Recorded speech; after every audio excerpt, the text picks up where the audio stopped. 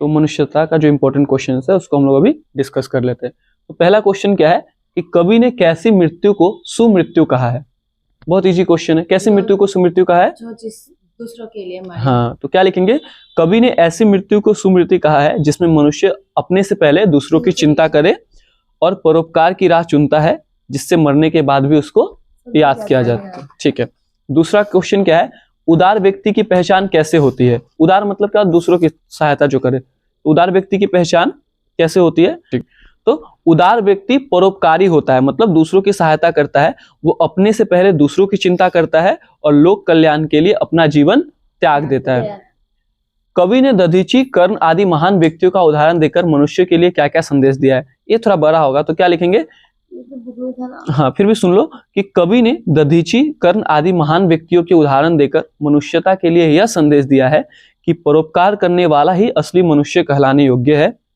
मानवता की रक्षा के लिए दधीची ने अपने शरीर की सारी अस्थियां दान कर दी थी और कर्ण ने अपनी जान की परवाह किए बिना अपना कवच दे दिया था, जिस कारण उन्हें आज भी याद किया जाता है। कवि इन उदाहरणों के द्वारा यह समझाना चाहते हैं कि परोपकार ही सच्ची मनुष्यता है। राइट। तीसरा क्वेश्चन, चौथा, कवि ने किन पंक्तियों में यह व्यक्त किया है कि हमें गर्भ रहित जीवन व्यतीत करना चाहिए? तो कवि ने निम्नलिखित पंक्तियों में रहो न भूल के कभी मघाम तुच्छ चित्त में सनाथ जान आपको करो न गर्भ चित्त पे, इस लाइन से लेके अर्थात संपत्ति से घमंड नहीं करना चाहिए और न ही इस बात पर गर्व करना चाहिए कि आपके पास आपके अपनों का साथ है, क्योंकि दुनिया में ऐसा कोई भी नहीं है जो अनाथ है।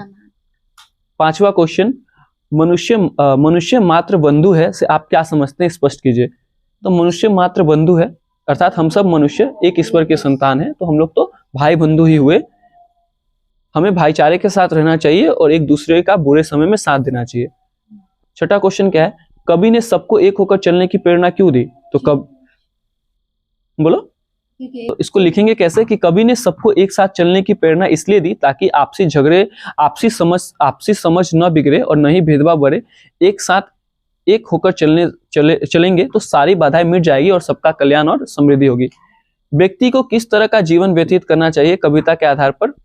इजी है कि मनुष्य को परोपकार का जीवन जीना चाहिए, अपने से पहले दूसरों की चिंता करनी चाहिए, केवल अपने बारे में। आठवां लास्ट क्वेश्चन, मनुष्यता कविता के द्वारा कवि क्या संदेश देना चाहते हैं? इसको कितना बार पूछेगा? यही है ना कि दूसरों की हेल्प करो। देखो, और एक बात यहाँ पे इंपॉर्टेंट मेंशन करना चाहिए कि कभी भी अगर आप किसी भी कविता का अगर थीम समझ जाते हो तो किसी भी तरीके का क्वेश्चन आए वो समझ मतलब कर लोगे। क्या इसमें एक ही है ना, मतलब कि सेल्फिश नहीं होना है, अपने लिए नहीं जीना है, दूसरों के लिए जीना है, भेदभाव नहीं करना है, किसी की बुराई नहीं करनी है, कायर जैसा नहीं मरना है ना। तो अब इससे रिलेटेड कुछ भी क्वेश्चन आ जाएगा, एक आइडिया हो गया तो आप लिख लोगे। तो क्वेश्चन आंसर जनरली हमेशा पोएम पढ़ के जाना, क्वेश्चन आंसर कविता से बहुत कम आते हैं क्योंकि लाइन का मीनिंग बताना आता है। ये एक टिप है एग्जाम के लिए, ठीक है।